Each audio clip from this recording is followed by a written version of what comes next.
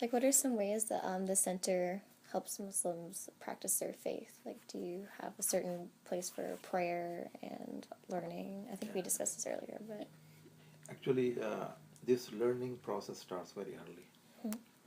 Every family is their obligation to teach their children about their faith. So for that, the first thing that they learn is how to read the Quran, the book, which is in Arabic. Even though their native language is not Arabic, but almost every child learns at the age of 4 or 5, they are able to start reading the book. And this is first way. And then in our culture, that when the child becomes 7 years old, they should start practicing. At the age of 10, it is kind of obligation on them. They should start practicing their religion, meaning performing their 5 time prayers and fasting during the month of Ramadan. Most of the children actually they start at the age of 5. By the time 10, all of them they fast throughout the month. And so the teaching process starts very early, and this is one of the obligation from the family and the expectation from the children that they must learn. So we facilitate here for all these activities, teaching the basic fundamental of our religion. And of course, we facilitate the prayers, and 5 times is every day. And during the month of Ramadan, we have some extra activities. We recite the whole Quran by heart, you know. So I have the privilege that I have memorized the whole book. Wow. And then during the month of Ramadan, with 29 nights, I finish from start to the end, the whole book. And so everyone behind, they just listen. So this is once a year at least, the whole Quran being repeated and recited. And during the rest of the years, we also do. We start from the beginning and then we go to the end. So almost 2 or 3 times we finish and we complete. And we have prayer which we do with the congregation, meaning we all come together. One person lead. I'm the leader here, so I stand in front of everyone, facing not to the people, towards east, which is called Kaaba, Oh, yeah. and Qibla. And this is the way we all face.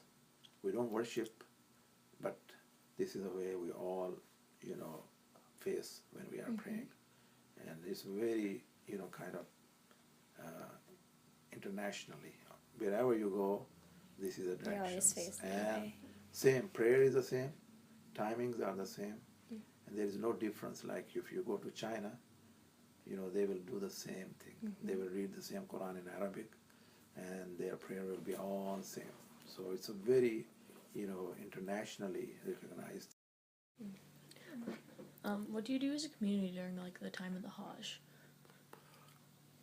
A lot of people go every year from our community, and we arrange training because it needs a lot of education and training, and we provide them. And we also try to facilitate the groups because a lot of people go together. Then we have some agencies that they make the groups and then take them, for Hajj. And we try to provide them as much, education, training, and the books and all these things as we. When we pray, they have to make a very straight, lines. 6 million people. How long do you think to stand in the line, just in your rough idea. An hour? Quite a long time. More than A that. couple hours? An hour. It doesn't take more than 5 minutes. Wow. Wow. It does 5 not take more minutes. than 5 minutes. I have some Muslim friends, and after the sun sets, they tend to have lots of really big parties in their neighborhoods with their Muslim relatives, and that's how they celebrate every night of Ramadan. Then they eat together. Is that a common tradition for people to do? Yeah, it is. Actually, we do it here. We do family nights. Every day in the afternoon, we host almost 400 to 500 people.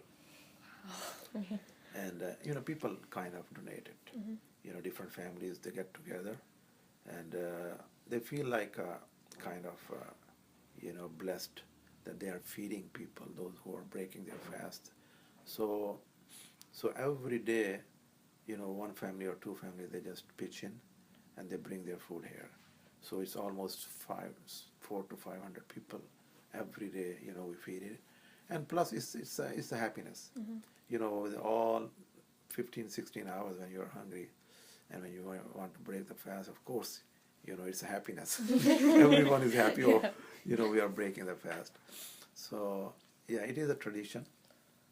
And then, of course, you might know about Eid.